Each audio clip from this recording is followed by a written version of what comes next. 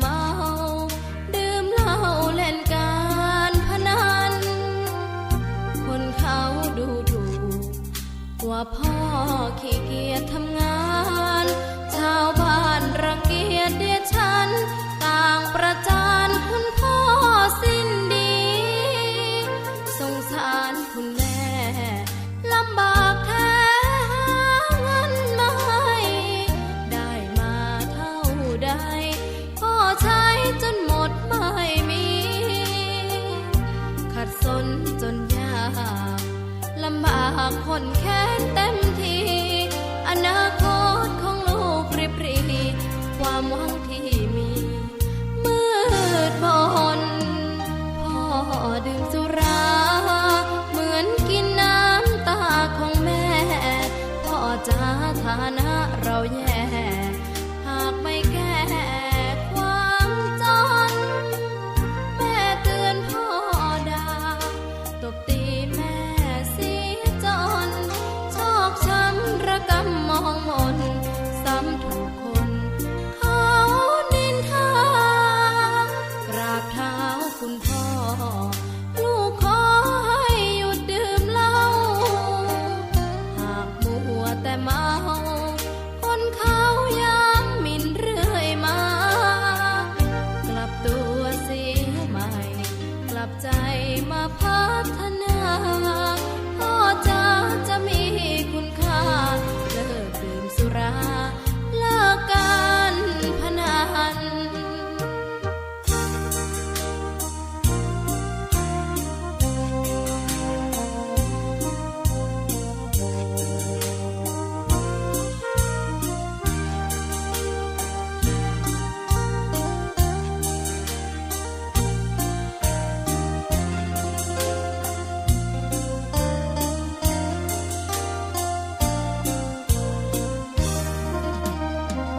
พ่อดื่มสุรา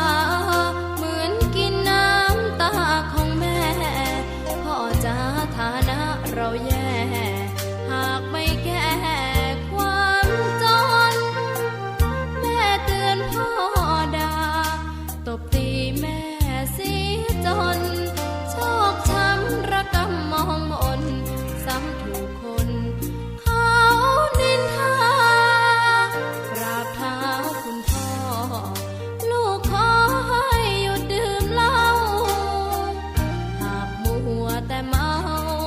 คนเขาย้ำหมิ่นเรื่อยมากลับตัวเสียใหม่กลับใจมาพัฒนาพ่อจะมีคุณค่าเลิกดื่มสุราเลิกการพนัน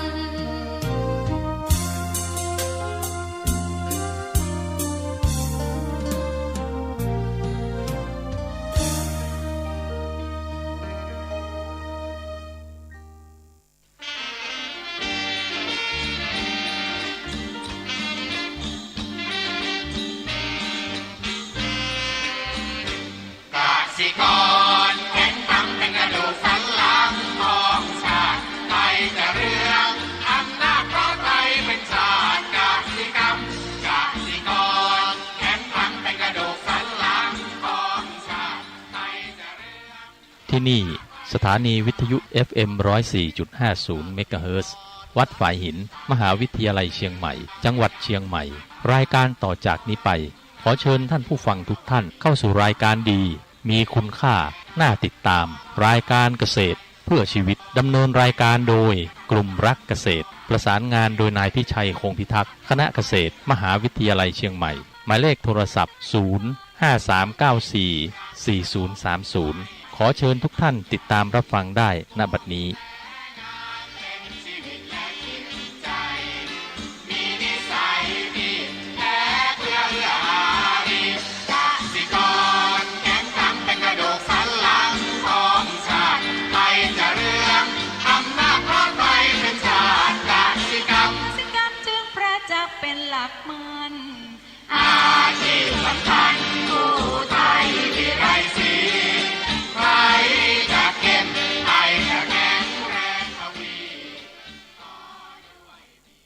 สวัสดีครับท่านผู้ฟังพบกับ รายการเกษตรเพื่อชีวิตสำหรับวันนี้เสนอเรื่องเวลาและความสำคัญของเวลาก่อนเข้าสู่รายการก็มีธรรมะมาฝากท่านผู้ฟังหัวข้อจากหนังสือพจนานุกรมพุทธศาสตร์ฉบับประมวลศัพท์เรียบเรียงโดยประเทศเวทีประยุทธ์โตมหาจุฬาลงกรณราชวิทยาลัยพิมพ์เผยแพร่ปี2533หัวข้อธรรมะวันนี้คือปุถุชนก่อนจะถึงคำว่าปุถุชนเนี่ยก็อยากให้เข้าใจชน3จำพวกเลยไหนพูดตรงนี้แล้วพวกที่1คือคำว่าปุถุชนเนี่ยนะคนที่หนาแน่นไปด้วยกิเลสคนที่ยังมีกิเลสมากหมายถึงคนธรรมดาทั่วไปซึ่งยังไม่เป็นอริยบุคคลหรือเป็นพระอริยะอันนี้บุคคลประเภทที่1ปุถุชนอันที่2เนี่ยก็คือกัลยาณชนคำว่ากัลยาณชนคือนะคนประพฤติดีงามหรือว่าคนดีนะอันที่3เนี่ยนะก็คืออริยชนอริยชนเนี่ยคืออะไรอริยะเนี่ยแปลว่าเจริญประเสริฐผู้ไกลจากข้าศึกหรือกิเลสบุคคลที่ผู้บรรลุธรรมวิเศษมีโสดาปฏิมรรคเป็นต้นทีนี้นี่คือคำว่าอริยะแต่ว่าอริยบุคคลเนี่ยบุคคลผู้เป็นอริยะท่านผู้บรรลุธรรมวิเศษมีโสดาปฏิมรรคเป็นต้นมี4อย่างคือ1พระโสดาบัน2พระสกทาคามี3พระอนาคามี4พระอรหันต์อันนี้แบ่งเป็นเขาเรียกอริยบุคคลนะทีนี้คนเนี่ยถ้าที่ยกคำว่าปุถุชนเนี่ยคือคนที่ยังหนาแน่นด้วยกิเลสคือสิ่งที่ทำให้จิตเราเศร้าหมองนะมันจิตเราเศร้าหมองเนี่ยเพราะว่ามันคือมันคลุมกิเลสของเราทำให้เราจิตเรายังไม่เขาเรียกว่าไม่แจ่มใสนะกิเลสคือสิ่งที่ทำให้จิตเศร้าหมองเพราะฉะนั้นปุถุชนเนี่ยคนที่หนาแน่นไปด้วยกิเลสคือคนที่ยังไม่ฝึกจิตใจตัวเองมันก็จะจมอยู่กับกิเลสที่ปรุงแต่งนะมันก็ทำให้เหมือนคนเขาเรียกคนธรรมดานี่แหละนะคนธรรมดานี่มันก็จะเป็นทั้งจะเป็นคนดีก็ได้จะเป็นคนไม่ดีก็ได้มันอยู่กึ่งเนี่ยปุถุชนเนี่ยนะทีนี้นะถ้าอยากจะพัฒนาไปให้ดีขึ้นก็จะเป็นเขาเรียกกัลยาณชนกับคนดีแล้วก็สูงสุดคืออริยบุคคลนะคนผู้ประเสริฐทีนี้แต่ละคนถ้าเป็นปุถุชนนะมันก็มีข้อคิดอย่างหนึ่งว่าเรานั้นก็ทำตามกิเลสตัณหาพาไปหรือทำตามสัญชาตญาณเดิมของการเป็นคนคือคนที่มันก็มีจิตใจของคนเนี่ยนะมันก็ใกล้เคียงกับสัตว์แต่เพียงมนุษย์เหล่านั้นยกระดับจิตใจมีคุณธรรมมีอะไรที่เกิดขึ้นมามีจริยธรรมที่เกิดขึ้นมาก็ทำให้มนุษย์นี่แตกต่างจากสัตว์นะมันก็เลยมีศีลธรรมมีก็เรียกว่ามีทางที่ทำไปสู่ความเป็นไกลชนเกิดขึ้นทีนี้ปุถุชนเนี่ยถ้าไม่มีการฝึกไม่มีอะไรมันก็ไหลไปตามกิเลสตัณหาพาไปดีก็จะไปให้ดีพาไปไม่ดีก็จะตกระกรรมลำบากเพราะว่าสิ่งที่ทำให้สมองเนี่ยมันจะเกิดขึ้นเหมือนกับคนที่เรามีเขาเรียกจิตไม่แจ่มใสมีกิเลสตัณหาอย่างหยาบอย่างกลางอย่างละเอียดเนี่ยมันต้องกำจัดออกไปจิตที่สผ่องใสนะจิตที่มันเศร้าหมองเพราะโลภะโทสะโมหะมันคุมไปหมดมันไหลไปตามความเห็นแก่ตัวตามสัญญาณของมนุษย์ยิ่งมนุษย์เนี่ยอย่างคนที่ไม่เคยฝึกเคยอะไรเนี่ยมันก็ไหลไปตามกระแสของมนุษย์ทั่วไปนะที่จะไหลเป็นไปตามอำนาจของเขาเรียกว่ากระแสโลกที่พาไปแล้วก็อำนาจของตัวเองนะตนเองมันเป็นเหมือนกับว่าเป็นสัตว์โลกชนิดหนึ่งนะแล้วก็กระแสของโลกถ้ากระแสโลกมันไปได้ดีนะมันก็จะพาไปดีพาไปไม่ดีก็ไปไม่ดี ทีนี้เราเป็นมนุษย์เนี่ยต้องรู้จักเลือกในการที่ทำให้เราเป็นคนดีนะจึงจะยกระดับขึ้นมันสูงขึ้นนะมันก็เข้าสู่เรียกว่ากัลยาณชนนี่แหละนะการฝึกอบรมธรรมะทานศีลภาวนาทำให้เรานั้นเป็นคนมีสุขเป็นคนดีขึ้นนะทีนี้ถ้าคนไม่มีใครฝึกเนี่ยเดี๋ยวนี้คนหลายคนอย่างที่บอกว่าเป็นเหมือนกับสัตว์โลกแล้วล่ะค่อนข้างจะคล้ายกันเกิดขึ้นมาปุ๊บก็เรียนหนังสือทำมากินกันก็กูลคนก็ไม่ค่อยมียิ่งสังคมยุคใหม่เนี่ยนะ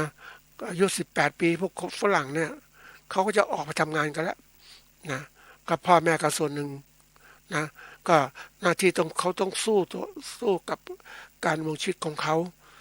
ก็ไม่ได้สนใจเรื่องอื่นถ้าคนมีธรรมะมีศาสนาด้วยก็ทำให้เขาเป็นคนที่รู้จักเสียสละแบ่งปันเห็นอกเห็นใจคนอื่นแต่เขาไม่มีปุ๊บเนี่ยมันก็กลายเป็นว่าเอาจะได้อย่างเดียววันๆก็ทำแต่งานนะสนใจแต่งานนะยิ่งเป็นธุรกิจยิ่งปัจจุบันเนี่ยธุรกิจคือธุรกิจที่จะต้องทำกำไรให้เกิดขึ้นเขาจะไม่ได้ใส่ใจไปว่าอันนี้ดีธุรกิจนี้ดีไหมควรทำไหมนะธุรกิจนี้ไม่ควรทำไหมเขาไม่คิดเขาเอาความมองแต่ธุรกิจคือกำไรมันจะธุรกิจนั้นจะไม่ดีอย่างวันเนี้ยนะเราก็เริ่มทำนะแต่ก่อนเราก็มีสุราไปแล้วนะตัวอย่างที่ทำมาหากินกันมาตั้งนานตั้งแต่โบราณกาลละคนก็ต้องมีสุรานะเครื่องบันเทิงต่างๆน้ำดื่มน้ำเมาที่เป็นเครื่องเขาเรียกว่าย้อมจิตย้อมใจคนให้เปลี่ยนแปลงต่างๆสนุกสนานเพลิดเพลินนะก็อันนี้สุราเดี๋ยวนี้ก็จะเข้าสู่อะไรสมัยก่อนก็มีฟินมีเฮโรอีนซึ่งเป็นตัวสำคัญนะที่จะทำให้คนติดแล้วก็เป็นสิ่งผิดกฎหมายแต่วันนี้นะสิ่งผิดกฎหมายบางตัวจะทำให้ถูกกฎหมายเพื่อประโยชน์ทางการค้าอย่างกัญชาและก็กระท่อมอย่างเนี้ยซึ่งสิ่งพวกนี้มันเกิดขึ้นมาเนี่ยมันเขาเรียกว่ามันเป็นธุรกิจแหละคนที่หวังทำประโยชน์กำไรจากการสกัดสารจากกัญชามาทำนะเพื่อบำบัดรักษาทางการแพทย์มันก็ได้ท่านผู้ฟังรักษาโน่นรักษานี้จะถามว่ามันต้องรักษาบ่อยไหมอย่างบางคนก็บอกมีความเครียดต้องไปเข้าสู่การสูบกัญชาบ้างมันเครียดจัดมันก็เหมือนยานะท่านผู้ฟังแต่ทีนี้ถ้าคนมันไม่รู้จักหยุดยั้งมันเสพจนกระทั่งมันติดเป็นนิสัยเนี่ยอันตรายละทีนี้กระท่อมก็เช่นกันนะเรารู้สึกเขาเรียกว่ามีสิ่งเสพติดอ่อนๆที่เกิดขึ้นหมากพลูบุหรี่สมัยก่อนก็มีคนกินเยอะแยะแล้วก็กลายเป็นว่ามันต้องกินบ่อยๆท่านผู้ฟังมันเคยกินมันเคยเสพนะถ้าเราไม่เคยกินกระเสพมันก็จะทำให้รู้สึกมันจิตใจไม่สงบนี่การสงบใจมันจะไปพึ่งสิ่งเสพติดละทีนี้ระดับไหนล่ะที่เราควรจะหยุดยั้งนะถ้าพูดถึงแล้วเนี่ยมันต้องมีสติปัญญาที่เกิดขึ้นมารู้เท่าทันสิ่งต่างๆที่เกิดขึ้นมันถึงจะหยุดยั้งได้แต่คนส่วนใหญ่เนี่ยมันสัญชาติเดิมของเขาเนี่ยเขาก็ชอบสิ่งเหล่านี้มันก็ไหลไปตามกระแสนั่นแหละสิ่งที่ควรไม่ควรเสพก็กลับไปเสพมันก็ติดสิแล้วอันตรายทำให้เสียทั้งสุขภาพกายสุขภาพจิตใจต่างๆจะต้องมาสิ่งเหล่านี้ประกอบเพราะนั้นโลกปัจจุบันก็บอกเราจำเป็นอย่างยิ่งที่จะต้องมีสติปัญญารู้เท่าทันอารมณ์ต่างๆสร้างภูมิต้านทานตัวเองไม่ให้ไหลไปตามกระแสของก็เรียกสัญชาตญาณเดิมคือกิเลสตัณหานี่แหละเราต้องหาทางออกนี่เราจะยกระดับของการเป็นปุถุชนได้ไหมนี่สิ่งต้องคิดแหละศาสนาสมัยก่อนเนี่ยพุทธศาสนาก็มีอยู่ดั้งเดิมนั่นแหละนะเพียงแต่ว่าคนเหล่านั้นปัจจุบันห่างจากศาสนาคือไม่สนใจคำสั่งสอนของพระเจ้านะไม่ใส่ใจนะเขาเรียกว่าคนไม่เห็นทุกข์ถ้าไม่มีทุกข์ก็ไม่เข้าสู่ธรรมไม่ลงมือทำไม่ได้ปฏิบัติธรรมก็อย่างนี้มากมายนะท่านผู้ฟังจริงๆนะถ้าเรามีความไหวตัวนิดนึงเรานำพระพุทธศาสนานะศึกษาอย่างจริงจังฝังในจิตใจของเราจะมีศีลมีทานศีลมีภาวนาที่จะทำให้จิตใจเราเข้มแข็งเราก็จะมีความสุข ยกระดับจากการเป็นปุถุชนให้เป็นกัลยาณชนและเป็นอริยชนได้ที่ยกหัวข้อนี้มาพูดก็เพราะว่าวันนี้สถานการณ์ของคนในประเทศมันสิ่งที่น่ากลัวมากนะน่ากลัวคนรุ่นเก่าเนี่ยสมัยก่อนก็ไม่เข้าถึงศาสนาพวกของที่เขาเรียกนึกถือต้นไม้นะต่างสิ่งที่ไม่มีตัวตนยึดเป็นถือนึกถือนี่บูชาต่างๆนะอันนี้ก็เป็นสิ่งที่มันไม่มีหลักยึดของใจแต่เมื่อมีศาสนาแล้วศาสนาพุทธแล้วนะคำสั่งสอนพระเจ้าเนี่ยเป็นคำสั่งสอนประเสริฐทีนี้คนเรามองไม่ค่อยเห็นเพราะว่าไม่ค่อยใส่ใจเพราะว่าภารกิจการงานของคนนะก็เลยทำให้คนนั้นจมปลักอยู่กับการประกอบอาชีพไม่ได้สนใจว่าการเป็นอยู่ของมนุษย์นั้นมันมีทั้งเป็นอยู่ทางกายทำให้กายเป็นสุขและสิ่งสำคัญคือใจเป็นสุขและใจเป็นสุขจะต้องมีสิ่งที่สำคัญคือหลักของใจที่จะต้องทำจิตใจของคนนั้นให้มีที่พึ่งแต่คนไม่สนใจเดี๋ยวนี้ห่างจากศาสนานะยิ่งไปเจอวัดบางคนก็ไม่สนใจไปเที่ยววัดก็เพราะเป็นสถานที่โบราณสถานแต่ความจริงแล้วเนี่ยวัดเป็นที่อะไรที่ผู้ปฏิบัติธรรมไปปฏิบัติเป็นที่แหล่งให้ความรู้กับประชาชนเรื่องธรรมในเรื่องของธรรมะแต่คนไม่เข้าวัดห่างจากวัดมากมายเพราะว่าคนนั้นไม่มีเวลาภารกิจการงานมันมีมากจนทั้งลืมไปว่าเราต้องมีสิ่งนี้เอาไว้ใช้ในยามที่เราขาดที่พึ่งทางจิตใจของเรา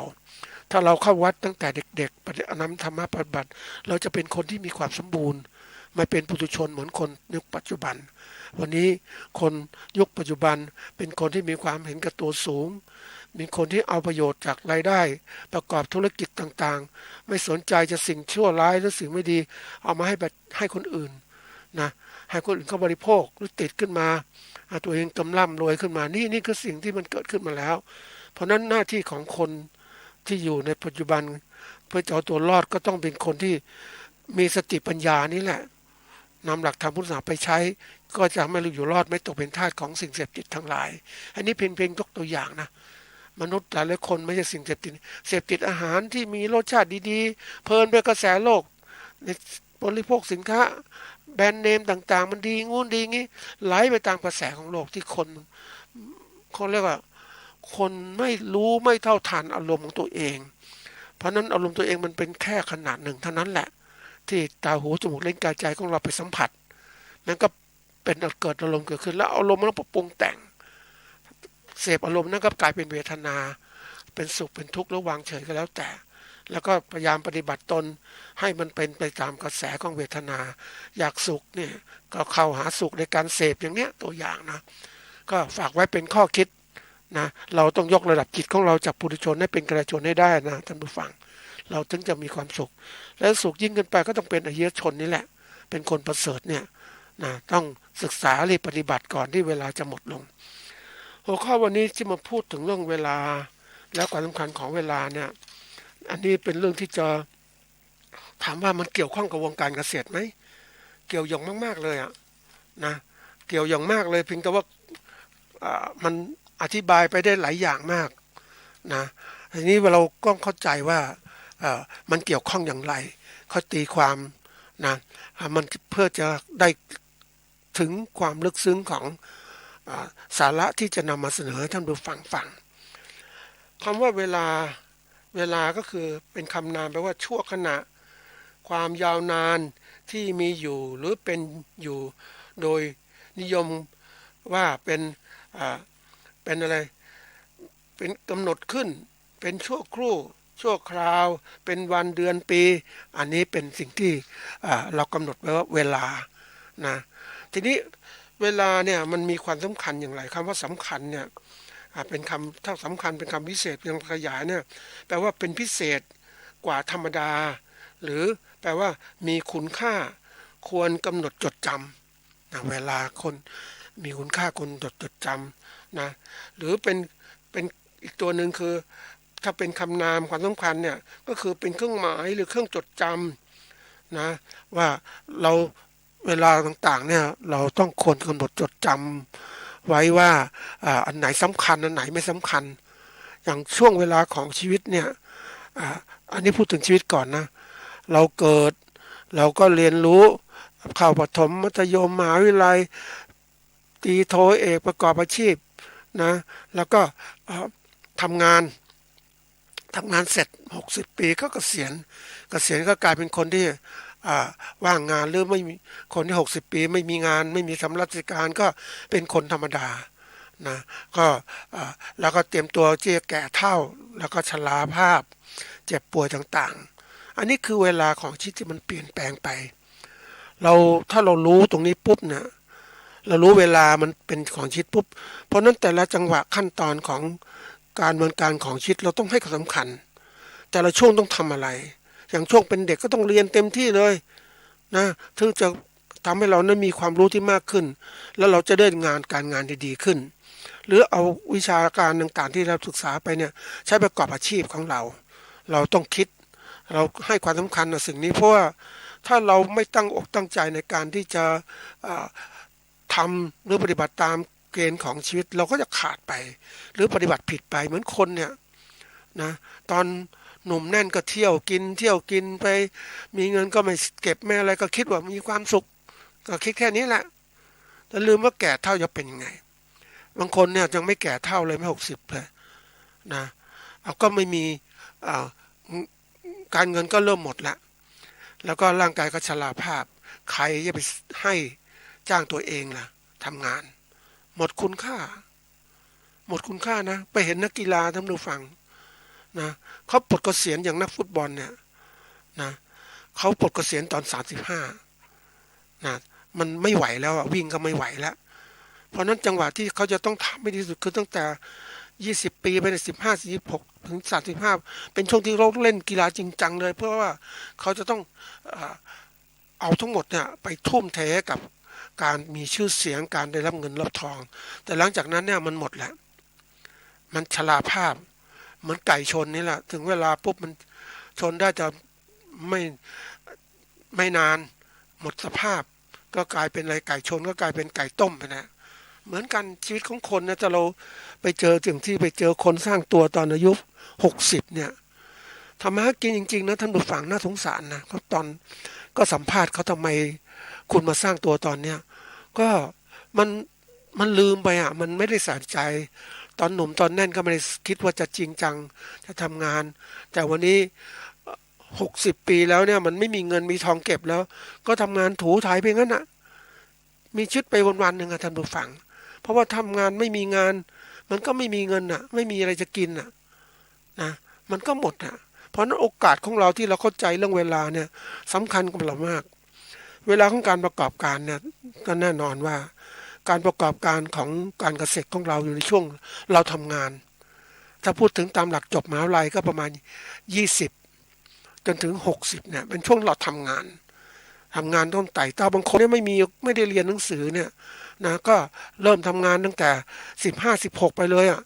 นะทำงานจากเป็นผู้ใช้แรงงานเป็นผู้ประกอบการขนาดเล็กขนาดกลางขนาดใหญ่จนร่ำรวยต่างๆนะอย่างที่ดูประวัติของคนที่เขาประสบความสำเร็จเนี่ยเขาสร้างเนื้อสร้างตัวมาจริงๆนะท่านผู้ฟังการงานที่เขาทำมันสร้างเนื้อสร้างตัวให้เขาสร้างประสบการณ์ชีวิตสร้างสติปัญญาเขาจึงสามารถทำงานประสบความสำเร็จเขาก็เกษียณบางคนประสบความสำเร็จแล้วเนี่ยยังไม่หยุดนะท่านผู้ฟัง60 ปียังไม่หยุดเพราะว่าเขาก็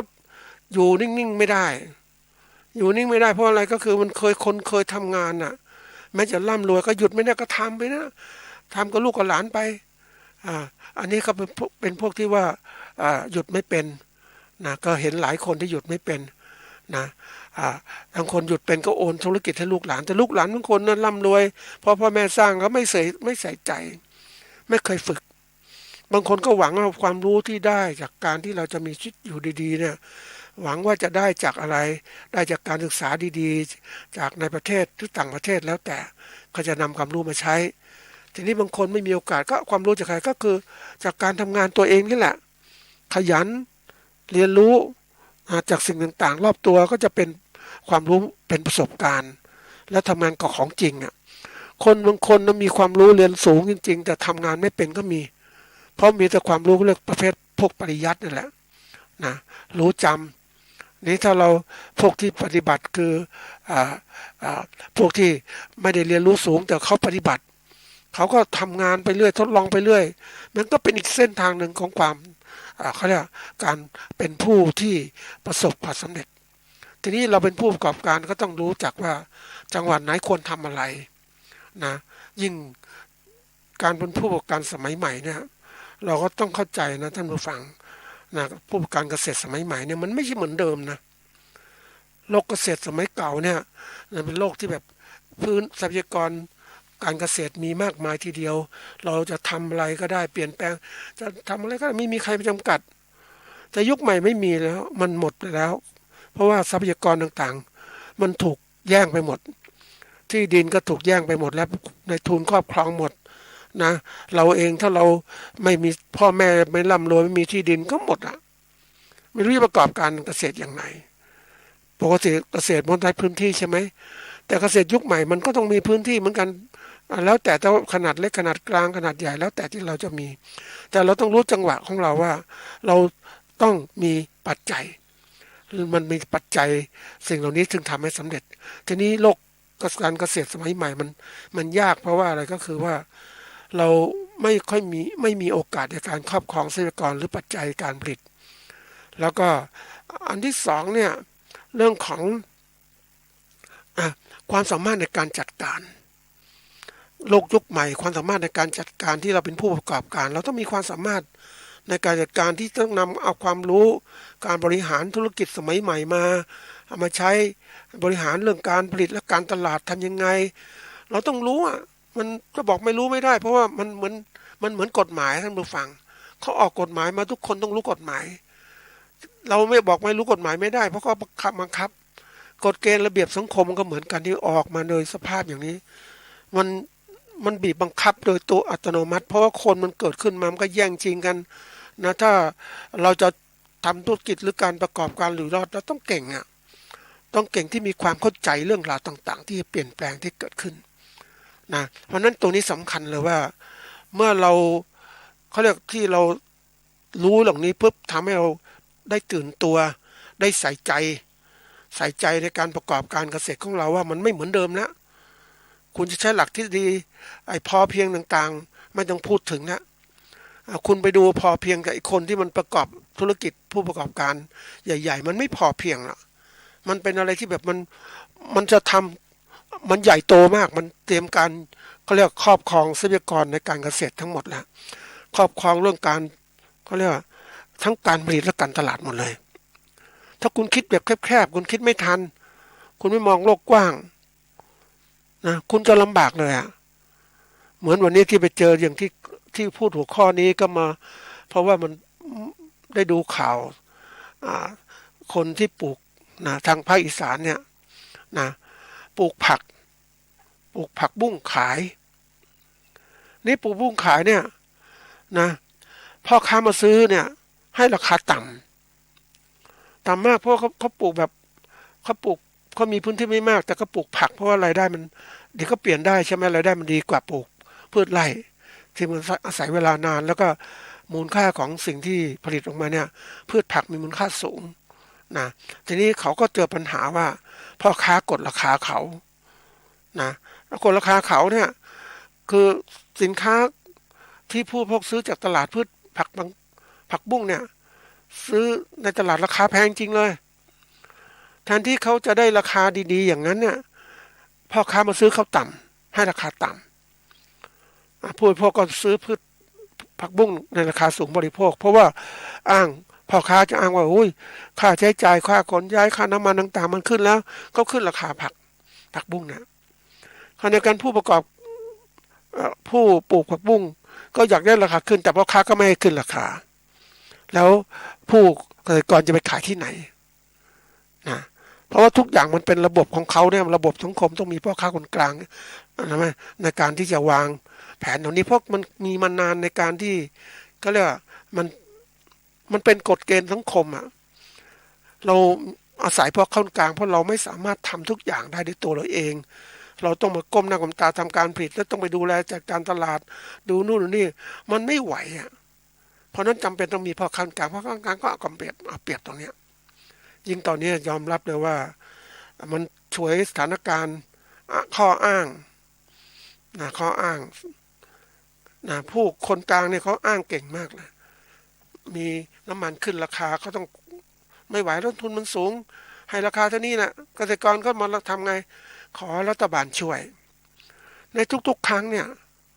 เวลาเกษตรกรเดือดร้อนก็ขอรัฐบาลช่วยคือความอ่อนแอของภาคเกษตรกรเรามีมากเพราะความสามารถในการจัดการไม่ค่อยดีแล้วเสร็จแล้วเนี่ยการที่รัฐช่วยไปเนี่ยช่วยทำให้คน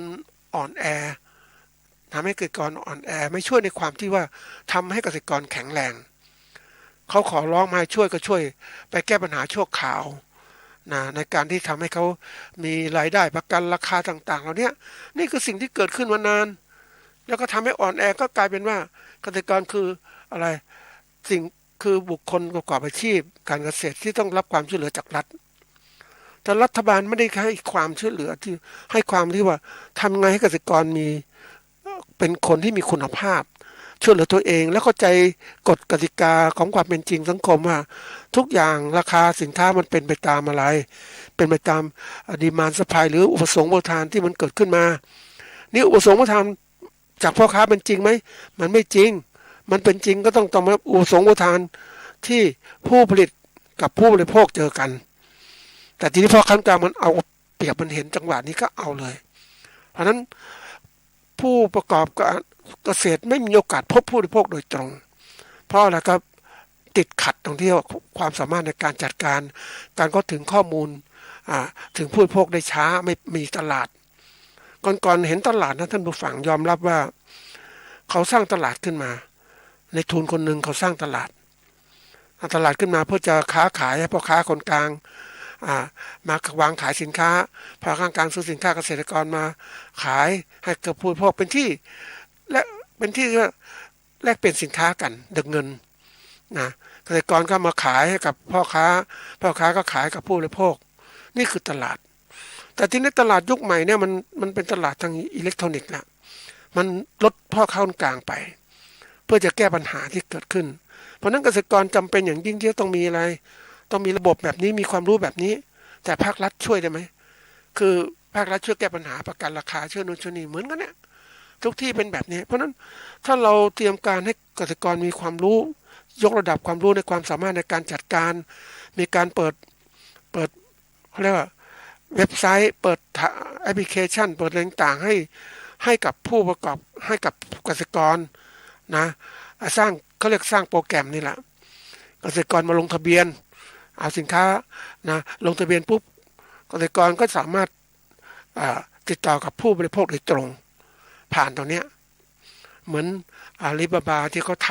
ำเขารวยเพราะอะไรเขาเป็นพ่อค้าคนกลางแต่เขาเขียนตัวนี้ขึ้นมาเขาเทคนิคของเขาก็ลงทะเบียนผู้ซื้อไว้ก่อนใครจะซื้อสินค้ามาที่เว็บไซต์นี้เลยต้องการซื้อข้าวโพดกี่ร้อยตันมานี่แจ้งความจำนงเสร็จแล้วก็ไปแจ้งเกษตรกรนั้นมีข้าวโพดตัวนี้ใครจะขายข้าวโพดมาที่นี่จะเจอเขาจะจัดการให้เจอกับพ่อค้าจะบอกราคานี้แล้วเกษตรกรจะขายราคานี้เจอกันเนี่ยแต่ทั้งผู้ที่ทำเว็บนี้ก็ได้กำไรในการค่าบริการต่างๆทีนี้ถ้าเรารัฐบาลที่ฉลาดเนี่ยก็ทำตัวนี้มาฟรีบริการของรัฐให้ถึงกับผู้บริโภคโดยตรงกับผู้ผลิตโดยตรงสร้างขึ้นมาเป็นตัวอย่างว่าสมมติตลาดพืชผักใครผลิตพืชผักก็ลงทะเบียนไว้มีพืชผักเท่านี้ใครเป็นผู้ซื้อพืชผักก็มาลงทะเบียนไว้แล้วก็เจอกันก็ติดต่อกันโดยตรงโดยสายเว็บเนี้ยในการที่ทำตลาดนี่ก็ช่วยแก้ปัญหาใช่ไหมแล้วก็ใครต่อรองราคาก็จะมีการคุยกันมันก็เป็นเรื่องที่ว่าพบปะโดยตรงโดยไม่มีพ่อค้าคนกลางมันถึงกันโดยตรงนั้นแหละอันนี้คือสิ่งสำคัญที่ถ้าเราจะช่วยประชาชนของเราเนี่ยมันต้องทำแบบนี้แต่นี้ไม่เอาประกันราคามาช่วยนู่นช่วยนี่คือไม่จริงจังมันก็เป็นความสำคัญเหมือนกันนะท่านผู้ฟัง ถ้าเราช่วยเกษตรกรให้มันเดินได้ด้วยตัวเองพวกเกษตรกรก็ไม่เห็นความสำคัญของภาครัฐจะมีทำไมนั้นภาครัฐช่วยเอาแค่นี้ดีกว่าไหมช่วยเพราะเขาอยู่ได้ยังไงเขาก็พึ่งเราเนี่ยมันเป็นอย่างนี้ตลอดเพราะนั้นถ้าเราทำจริงเหมือนกับที่เคยได้สัมผัสเหมือนกันคือสร้างคนนะทั้งผู้เกษตรกรผู้ผลิตให้เขายืนด้วยตัวเองเป็นผู้ประกอบการนะเขาค้าขายสินค้าด้วยตัวเองเขาสัมผัสกับผู้บริโภคโดยตรงเขาไม่ต้องผ่านพ่อค้ากลางเขาทำไปเองทั้งหมดนั้นเขาไม่มีเวลาแต่เขาผู้บริโภคเนี่ยเขาติดต่อโดยตรงซื้อเขาเหมือนไปเจอที่ได้คุยกับเขาในการบอกให้เขาทำแบบนี้นะเป็นเกษตรกรผู้ผลิตสินค้าเกษตรชนิดหนึ่งให้เขาผลิตปริมาณและคุณภาพที่ดีนะแล้วก็กำหนดราคาขายแล้วก็ติดต่อผู้บริโภคโดยตรงผ่านการบอกกันต่อไปนะคนซื้อก็ซื้อไปพ้นรีเนี่ยก็บอกต่อเรื่อยๆแล้วก็ที่สุดของเขาเนี่ยเขาไม่ต้องไปเอาสินค้าไปวางในตลาดเลยท่านผู้ฟังเขาค้าขายอยู่กับบ้านเขาเนี่ยนะมีคนมาซื้อสินค้าเขาเลยสั่งนี้เพราะว่ามันเป็นสินค้าที่มีคุณภาพสินค้าเกษตรถ้าปฏิบัติการที่ดีนะเอาไปใช้เนี่ยมันมีคุณภาพจริงๆไม่ต้องผ่านพ่อค้ากลางนะเพราะมันระยะมันสั้นใช่ไหมผู้บริโภคก็ซื้อได้เร็วมันก็ทำให้วงจรของการซื้อขายเกิดขึ้นได้เร็วนะเกษตรกรก็ได้มีกำไรผู้บริโภคก็สามารถสินค้าดีราคาถูกเนี่ยอันนี้ก็สิ่งสำคัญที่เป็นจริงเพราะนั้นในวงจรของการเกษตรประเทศไทยเนี่ยมันเป็นอย่างนี้แหละมันมีพ่อค้ากลางมาตลอดเพราะว่าเกษตรกรไม่มีความสามารถในการจัดการบางคนก็ทำเล็กน้อยนะเล็กน้อยมันก็เล็กน้อยมันก็เขาเรียกว่าความหวังของคนคือเวลาทำการผลิตสินค้าเนี่ยมันค่อยๆเริ่มทีละขั้นเล็กๆก่อนแล้วก็ขยายไปเรื่อยๆใหญ่ขึ้นถ้าเล็กๆก็ไม่โตปุ๊บก็ฟุบไปมันเลิกไปทีนี้ถ้าคนเรามองให้มันชัดเจนว่าในการประกอบการเกษตรของเราเนี่ยมันต้องมีเป้าหมายไม่ใช่ทำการเกษตรแบบชนิดที่ว่าไม่รู้จะประกอบอาชีพอะไรอาชีพเกษตรนี่เราทำง่ายที่สุดแล้วก็เริ่มมาทำการประกอบอาชีพเกษตรทำการเกษตรซึ่งมันไม่มั่นคงท่านผู้ฟังอย่างไปเห็นผู้ประกอบการคือมาทำการปลูกกุหลาบขายในช่วงเศรษฐกิจดีๆเนี่ยกุหลาบก็ได้ราคาดีเขาก็ขายอยู่กับบ้านเขานี่แหละนะขายอยู่กับบ้านแล้วก็มีคนมาซื้อไปขายต่อพ่อค้าซื้อไปขายต่อต่างๆทีนี้เขาเองเนี่ยก็อย่างที่บอกว่าข้อจำกัดของเขาเนี่ยเขาเป็นเกษตรกรต้องทำทุกอย่างนะด้วยตัวเองคือตอนกุหลาบปลูกดูแลกุหลาบแล้วก็ใส่ถุงขายต่างๆทำเนี่ยวันๆก็หมดไปแล้วเพราะนั้นเขาจะคิดอะไรค่ำคืนก็นอนเช้าก็ทำอย่างเนี้ยนะคือความที่เขามองโลกอยู่แค่นี้ติดต่อกับพ่อค้าที่มาซื้อหรือผู้ซื้อกุหลาบจากบ้านเขาเท่านั้นเขาไม่มีเวลาไปศึกษาโลกจริงๆเป็นยังไงตลาดจะเป็นยังไงทิศทางเป็นยังไงทีนี้เมื่อมันเกิดโควิดระบาดหรือเกิดภาวะเศรษฐกิจที่ตั้งแต่ปฏิวัตินะเศรษฐกิจมันเสียหายเนี่ยการซื้อการขายไม่ดีปุ๊บมันก็เริ่มแล้วแต่เขาเป็นเกษตรกรเขาไม่ค่อยรู้เรื่องนี้เศรษฐกิจการค้าเขารู้เฉพาะที่คนมาซื้อที่บ้านเขาเท่านั้นนะแต่เขาไม่เตรียมการไว้การค้าแบบนี้จะต้องทำยังไงเขาไม่รู้เขาคิดแค่นี้ปรากฏว่าเมื่อคนคิดแค่นี้นะสถานการณ์มันมาวิกฤตมันเกิดขึ้นปุ๊บเขาก็เลยไม่มีโอกาสในการที่จะหาทางแก้ไขมันไม่ทันแล้วที่สุดไปดูอีกรอบนึงท่านผู้ฟังรอบก่อนที่เขาเลิกกิจการนะเขาบอกว่าขาขายในประเทศไม่ก็ได้เลยคนในประเทศไม่มีเงินน่ะแต่เขาขายกับคนต่างประเทศซึ่งเขามาซื้อจำนวนมากแล้วก็เอาไปเลยนะทีนี้ไอ้ความที่สามารถในการจัดการดูแลลูกค้าเขาไม่เป็นเขาก็ไม่สามารถจะดำเนินตลาดคนต่างประเทศก็ซื้อไปปุ๊บก็ไปทำต่ออะไรต่อแล้วเขาจะมาซื้อใหม่ไหมเขาก็เป็นพ่อค้าเนี่ยพ่อค้าก็จะหาแหล่งสินค้าราคาถูกตลอดเขาจะไม่หาสินค้าราคาแพงถ้าหาสินค้าราคาถูกไม่ได้ก็เป็นร้านเดิม แต่สินค้าราคาถูกก็จะไปร้านถูกพ่อค้าเป็นอย่างนี้แหละหาเกษตรกรที่มีราคาถูกเพราะนั้นเขาไม่มาเมื่อไม่มาปุ๊บเนี่ยเกษตรกรที่ผลิตกล้วยไม้เนี่ยก็ขายไม่ได้ผลิตกุหลาบขายไม่ได้น่าสงสารแล้วเขาที่สุดไปเจออีกรอบมันเจ๊งเลิกละไม่มีเลยไม่ปลูกอะไรไม่ได้เพราะว่าท่านผู้ฟังก็คงรู้ว่าเวลาทำการเกษตรเนี่ยสินค้าเกษตรที่ผลิตมันแล้วขายไม่ได้นะขายไม่ได้มันก็ไม่มีทุนดำเนินการต่อ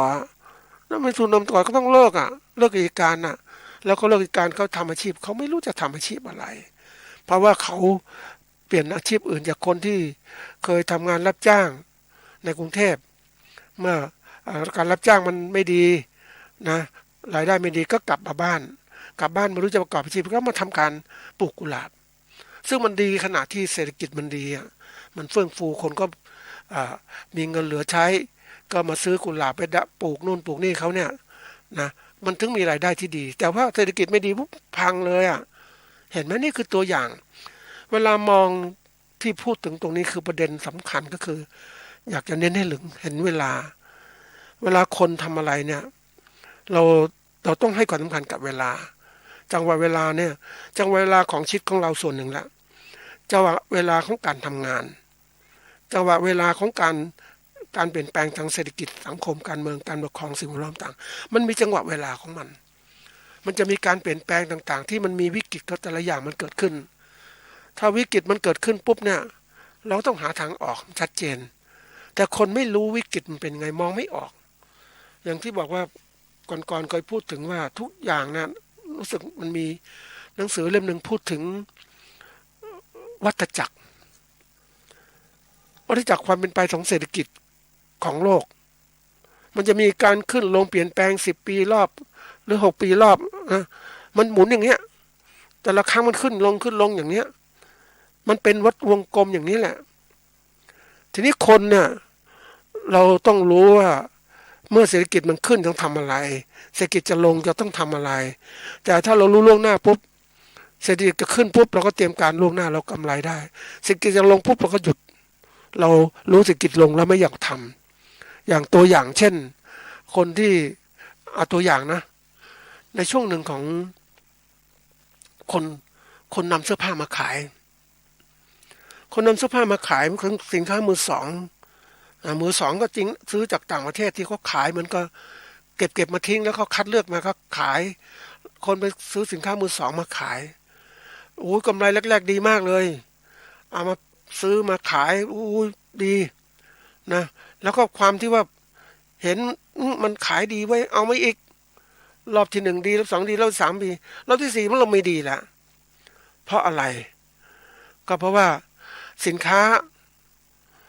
เสื้อผ้าที่มือหนึ่งมันขายไม่ได้มันก็เลยมาลดราคามันก็มีพ่อค้ากลุ่มหนึ่งที่มันฉลาดก็ซื้อสินค้าเสื้อผ้าแบรนด์เนมต่างๆเอามาประเภทที่เรียกว่าเอามาขายลดราคาตัดแบรนด์เนมมันออกเพราะนั้นสินค้ามือสองก็มาเจอสินค้ามือหนึ่งที่ขายไม่ออกนะมันก็เกิดอะไรขึ้นคนก็นิยมพวกก็นิยมสินค้ามือหนึ่งใช่ไหมที่ตกรุ่นตกอะไรที่ยังขายไม่ได้นะเขาไม่นิยมสินค้ามือสองแล้วเพราะฉะนั้นคนซื้อสินค้ามือสองมาก็ขายไม่ได้ก็ขาดทุนแล้วนะทีนี้ณวันนี้ถ้าเราดูต่อเนี่ยเราจะเห็นภาพรวมของโลกวันเนี้ยคือผู้ผลิตสินค้าเสื้อผ้าเนี่ยเต็มไปหมดเลยไม่ว่าไทยจีนเวียดนามปากีสถานอินเดียต่างๆเขมรก็เย็บเสื้อผ้าขายมีโรงงานไปผลิตที่ไหนราคาถูกเขาจะไปผลิตสินค้าแบรนด์เนมต่างๆใช้เครื่องจักรต่างๆไอ้พวกเสื้อผ้าเนี่ยมันผลิตมามากปุ๊บแต่ละยี่ห้อผลิตมาปุ๊บเนี่ยทีนี้คนใช้เนี่ยมันก็คือจำนวนคนไม่มากนะประชากรโลกไม่ค่อยเพิ่มมากขึ้นทีนี้การมีสินค้าแบรนด์เนมมาก็ขายกำไรชุดแรกๆเยอะมากกำไรดีแต่ทีนี้คนมันสินค้ามันตกรุ่นนะมันแบรนด์เนมก็จริงแต่มันตกเวลามันจะเสื่อมเสื้อผ้ามันจะเสื่อมเสียมันจะคุณภาพมันแย่ลงก็ต้องรีบเอามาขายถ้าเก็บไว้ก็เสียหายเปล่าๆก็มาขายลดราคานี่คือตัวอย่างแล้ววัฏจักรตัวนี้มันก็คือว่าเสื้อผ้ามันเยอะมากมันกลายเป็นขยะในประเทศต่างๆแล้ว ทีนี้ถามว่ากรณีเนี่ยเป็นตัวอย่างให้เห็นว่าจังหวะเวลาของเศรษฐกิจต่างๆมันเหมือนกันเลยขึ้นลงอย่างนี้แหละแล้วถามว่าวันนี้สินค้าเกษตรก็เป็นไงเป็นขึ้นลงเหมือนกันขึ้นลงโดยอะไรโดยมีภาคกลางและผู้บริโภคนะที่มันเกี่ยวข้องนี่แหละมันขึ้นลงเพราะนั้นมันจะมีจังหวะสินค้าขาดแคลนสินค้าตลาดขาดแคลนสินค้ามันจะมีทีนี้เราเองนะเป็นผู้ผลิตเนี่ยเราจะต้องรู้เข้าใจความเปลี่ยนแปลงที่เกิดขึ้นข้างหน้าเป็นยังไงอย่างวันนี้วิกฤตต่างๆเนี่ยแน่นอนว่าต้นทุนเรื่องน้ำมันเรามามองวัฏจักรเนี่ยมันกระทบทั้งหมดนะท่านผู้ฟังเวลาเรามองปุ๊บมันอย่าคิดเฉพาะปัจจัยเดียวเราคิดหลายปัจจัยแล้วมันมีผลกระทบเวลาเรามองในทฤษฎีระบบเนี่ยมันมีเขาเรียกปัจจัยนำเข้ามีกระบวนการเปลี่ยนแปลงในสิ่งแวดล้อมนั้นและมีผลที่ได้ผลลัพธ์ออกมาและผลกระทบออกมาที่ระยะหลายปีก็ผลกระทบเกิดขึ้นมาทีนี้กรณีของการผลิตน้ำมันณวันนี้นะเราซื้อปุ๋ยปัจจัยผลิตสินค้าเนี่ยเอามาใช้ทีนี้ประเทศที่เขามีปุ๋ยก็มีนะทีนี้มันเกิดทำสงครามเกิดขึ้นนะมันก็เทือนต่อปริมาณปุ๋ยในตลาดนะปุ๋ยก็ขึ้นราคาเพราะว่าอะไรก็ตามถ้ามีผู้สนใจมีผู้อยากใช้มากๆราคาก็สูงขึ้นธรรมดาน้ำมันสูงขึ้นนะทีนี้ผลทั้ง2 ตัว 3 ตัวเนี่ยมันกระทบต่อการผลิตสินค้าเกษตรต้นทุนเกษตรสูงขึ้นปุ๊บเกษตรกรก็จะใช้ไหมบางคนบอกว่าไม่ต้องใช้หรอกใช้กลับสู่ระบบธรรมชาติเดิมดีกว่ามันไม่ได้เพราะพืชพันธุ์ใหม่มันเป็นพันธุ์ที่ต้องการใช้ปัจจัยคือปุ๋ยที่มีคุณภาพดีๆแล้วดินต่างๆที่มันใช้ไปเนี่ยมันเสื่อมโทรมไปหมดแล้วมันต้องการใช้ปุ๋ยเพราะนั้นจะกลับไปสู่ระบบเกษตรอินทรีย์มันเป็นเรื่องเพ้อฝันเพราะอะไรก็เดี๋ยวนี้คำว่าอินทรีย์เนี่ยเป็นเรื่องที่สำคัญมากนะผลิตแบบธรรมชาติเนี่ยตามกฎเกณฑ์ต่างๆทีนี้วันนี้มันเจออินทรีย์แบบใหม่อินทรีย์ที่รับรองกันเองไม่มีเจ้าหน้าที่มาตรวจนะเขาให้ตรวจรับรองกันเองมันก็กลายเป็นว่าอินทรีย์ไม่จริงท่านผู้ฟังเดี๋ยวนี้อ้างอินทรีย์อันนู้นอ้างอินทรีย์จากการที่เราอยู่ในคุกวงการของอินทรีย์เกษตรอินทรีย์มานานเรารู้ว่าอินทรีย์จริงๆมันผลิตได้ยากนะมันปัจจัยธรรมชาติโดยตรงเลยนะมันถึงจะอินทรีย์แท้ทีนี้อินทรีย์นี้มันอินทรีย์ปลอมแล้วมันจะสร้างกระแสของการบริโภคคนก็กินไม่เหมือนเดิมมันไม่ใช่ของอร่อยเหมือนเราเลี้ยงปลานะมึงฟังเราถามว่าเรากินปลาเนี่ยนะเรากินปลาเขื่อนกับปลาที่เลี้ยงชนิดเดียวกันนะท่านผู้ฟังปลาเขื่อนรสชาติมันดีมากเนื้อมันดีปลาที่เลี้ยงมันไม่ดีเลยยิ่งไปปลาเลี้ยงแถวปลากระชังอย่างเนี้ยมันไม่มีคุณค่ามันตัวใหญ่จริงแต่ไม่มีคุณค่ามันไม่มีความอร่อยอินทรีย์จริงๆมันธรรมชาติอย่างนั้นจริงๆมันอร่อยจริงๆนี่คือตัวอย่างเพราะฉะนั้นเราวัฏจักรของคนมันจะเปลี่ยนแปลงวัฏจักรของการประกอบการเกษตรมันเปลี่ยนแปลงนี้ตลอดเวลามันมีขึ้นมีลงเพราะฉะนั้นถ้าเราศึกษาเนี่ยแล้วเข้าใจวัฏจักรมันเป็นเราเตรียมการต่างๆไว้วันเนี้ยเดี๋ยวอะไรจะเกิดขึ้นท่านผู้ฟังวันนี้สินค้าเกษตรราคาแพงนะแล้วก็สินค้าเกษตรมีจำนวนน้อยลงเกษตรกรไม่ผลิตแล้วขาดทุนผลิตทำไมนะหนี้สินก็เยอะแยะเพราะนั้นมันจะขาดแคลนมันจะเกิดเฟ้อขึ้นคือคนต้องใช้เงินจำนวนมากซื้อสินค้าเกษตรนี่ถามว่าสินค้าเกษตรในนี้มันตกอยู่ในมือใครในมือเกษตรกรไม่ใช่แล้วมันอยู่ในมือพ่อค้าหรือผู้ประกอบการขนาดใหญ่ที่เขามีเครือข่ายการค้าสินค้าเกษตรอาหารนั่นกินเนี่ยมันผูกขาดหมดมันใหญ่โตเพราะนั้นไม่ว่าไข่ไก่เนื้อหมูเนื้อเป็ดเนื้อไก่นะมันอยู่ในนี้หมดเลยท่านผู้ฟังเนื้อปลาอีกเนี่ยปลาเนี่ยเพราะนั้นสิ่งเหล่านี้อยู่ในมือของผู้ประกอบการขนาดใหญ่หรือโรงงานอุตสาหกรรมเกษตรขนาดใหญ่เขาก็สามารถขึ้นราคาได้เต็มที่ผู้บริโภคหนีรอดไปซื้อที่ไหนไม่มีโอกาสท่านผู้ฟังและสินค้านำเข้าจะโดนภาษีอีกนะเพราะนั้นมันจะเป็นยังไงมันสิ่งสำคัญที่สุดวันนี้ว่าได้จับมันเกิดขึ้นแล้วมันเกิดขึ้นเพราะว่าระบบการปกครองประเทศระบบบริหารประเทศมันไม่ดี ผู้บริหารไม่มีความสามารถในการบริหารในการแก้ปัญหาเพราะฉะนั้นสิ่งที่เกิดขึ้นคือเราเองต้องเตรียมรับสถานการณ์อย่างมีเขาพูดคำหนึ่งบอกเราต้องรู้จักเก็บนะช่วงนี้เก็บอะไรบ้างเก็บเงินให้เป็นเก็บเงินไว้ใช้อย่าใช้สุรุ่ยสุร่ายอันที่สองเก็บงานที่เราทำเนี่ยต้องรักษางานให้ได้นะเพราะงานเป็นที่มาของเงินเราต้องทำงานอย่าไปเปลี่ยนงานเปลี่ยนไม่ได้แล้ววันนี้งานหายากเราต้องเก็บงานให้ได้ที่เรามีอยู่อันที่สามคือเราเลยเก็บเลยเก็บการประกอบการของเราให้มันคงที่อยู่ได้นะเราประคับประคองพยายามให้อยู่ได้นะประคองตัวมันลงทุนไม่มากลงทุนมากมันขาดทุนแล้วก็พยายามประคับประคองยังไงเอาชีวิตให้รอดเสียก่อนวิกฤตผ่านตรงนี้ไปเนี่ยมันถึงจะเฟื่องฟูขึ้นมันจึงจะลืมมันจึงจะเขาเรียกว่าโอกาสในการทำธุรกิจมันจะเติบโตได้มากขึ้นนะอันนี้เป็นสิ่งสำคัญนะท่านผู้ฟังเราต้องเข้าใจวัฏจักรนี้เพราะนั้นจังหวะเวลาของร้อยความสำคัญเนี่ยทุกอย่างมันจะเป็นอย่างนี้แต่เราให้ความสำคัญอย่างเวลาโชคขนาดหนึ่งไม่ได้มันต้องให้ความสำคัญตลอดทั้งสายเวลาเลยบางอย่างมันเป็นแค่โมเมนต์มันเป็นแค่ช่วงขณะหนึ่งเท่านั้นนะช่วงเวลาหนึ่งเท่านั้นแต่มันมีเวลาเราเป็นนักวิเคราะห์ต้องดูเวลาทั้งหมดของวงจรการประกอบการเกษตรของเราว่ามันมีตั้งแต่การเตรียมปัจจัยการผลิตเกษตรเตรียมการผลิตสินค้าเกษตรเตรียมแปรรูปเตรียมการสต็อกสินค้าเกษตรออกสู่ตลาดค้าขายยังไงถึงผู้บริโภคยังไงเราเตรียมการเพราะว่าช่วงนี้มันช่วงที่แบบว่ามันเกิดวิกฤตเนี่ยนะเราต้องคิดหาทางออกไว้นะประคองตัวเองให้ได้ก่อนแล้วเมื่อเศรษฐกิจผ่านไปวิกฤตผ่านไปมันก็เราจะทำการค้าได้เหมือนกับเราฝนตกนะท่านผู้ฟังฝนตกน้ำมันหลากเต็มไปหมดเลยนะเราหน้าที่ของเราคือต้องพยายามรักษาทรัพย์สินของเราไม่ให้ไหลไปตามน้ำประคองไว้ฝนน้ำหลากต่างๆที่เกิดวันหนึ่งฝนก็จะหยุดตก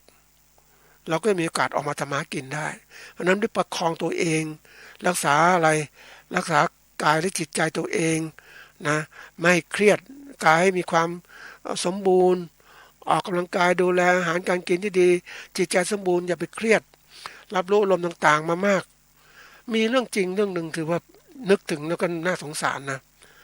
คือคนแก่คนหนึ่งเขาเครียดเขานอนไม่หลับนอนไม่หลับเพราะอะไรเขาไปดูข่าวหนึ่งนะข่าวนี้ก็คือยายฆ่าหลานนะยายฆ่าหลานเอาไม้ตีพริกตีหัวหลานแล้วทรมานหลานก็ตายนะแล้วแกก็เก็บมาแกก็คิดหนักว่าทำไมโลกยุคนี้มันต้องเป็นอย่างนี้ทำไมโหดร้ายอย่างนี้เนอะเขาสมมติว่าเขาก็แก่แล้วเขามีหลานเนี่ยเขายังรักหลานแต่ทำไมยายคนนี้มันเป็นอย่างนี้มันโหดร้ายมันก็เลยนอนไม่หลับท่านผู้ฟังนอนไม่หลับจริงๆครับไม่รู้ทำยังไงแกก็บอกว่าอีก2-3 วันกูจะนอนหลับมั้งคือต้องวางอารมณ์ให้เป็นนะอารมณ์ไปเสพคือจิตใจของคนไปเสพข่าวต่างๆและเสพข่าวเนี่ยมันถ้าเราไม่รู้จักเหตุและผลไม่มีสติปัญญารู้เท่าทันปุ๊บมันจะติดในอารมณ์นะติดในจิตใจของเราเป็นเอามาคิดเอามาจังสารต่อมันก็เลยไม่สงบยิ่งวันนี้เศรษฐกิจของเราไม่ดีก็ต้องรู้ว่าไม่ดีรับรู้แล้วเตรียมหาทางแก้พอแล้วไม่ต้องเก็บมาคิดมากนะเพราะว่ารัฐบาลบริหารแบบนี้หมดสิทธิ์มีบางคนพูดถึงแล้วก็ตั้งที่ว่าเราจะเจอปัญหาวิกฤตเนี่ยเจอปัญหาวิกฤตเขาวิเคราะห์ให้ฟังมันจะเจอแบบนี้สินค้าแพงแล้ววันนี้เจออะไรคนไม่ลงทุนทำการผลิตหลายอย่างมากเลยการค้าการขายก็น้อยลงท่านผู้ฟังวันนี้ภาษีเก็บไม่ได้ไม่ได้ตามเป้าท่านผู้ฟังภาษีไม่ได้ตามเป้าปุ๊บเพราะนั้นเก็บมาได้ส่วนหนึ่งก็มาใช้เป็นค่าแรงงานคนข้าราชการต่างๆพนักงานต่างๆแล้วถามว่าจะมีภาษีมาบำรุงท้องที่ไหมจะมาพัฒนาประเทศไหมมันไม่มีแล้วมันน้อยลงท่านผู้ฟังนี่คือระบบที่คือมันสร้างความเครียดให้กับเราแต่เรารู้เราก็วางให้เป็นแล้วพยายามวิเคราะห์สถานการณ์ต่างๆเอาตัวรอดอย่างไรนี่มาเจอผู้บริหารที่ไม่มีความสามารถมันก็ทำเราต้องคิดนะเราจะถ้าเราพึ่งผู้บริหารที่ ไม่มีความสามารถเราพึ่งไม่ได้หรอกเราต้องพึ่งตัวเองหาทางพึ่งตัวเองไงเตรียมเงินเตรียมทองเก็บนู่นเก็บนี่พอใช้จับจ่ายใช้สอยพอไหมนะบังเอิญไปเห็นภาพยนตร์เรื่องหนึ่งก็น่าคิดเหมือนกันเรื่องของการวิกฤตของโลกนะก็เป็นข้อคิดเหมือนกันว่าเราต้องหาความรู้และเตรียมตัวต่างๆเวลาของเราต้องคิดนะเวลาจังหวะไหนคนคิดจังหวะไหนคนไม่คิดวางให้เป็นนะแล้วก็ทำในสิ่งที่ควรทำชีวิตก็จะมีความสุข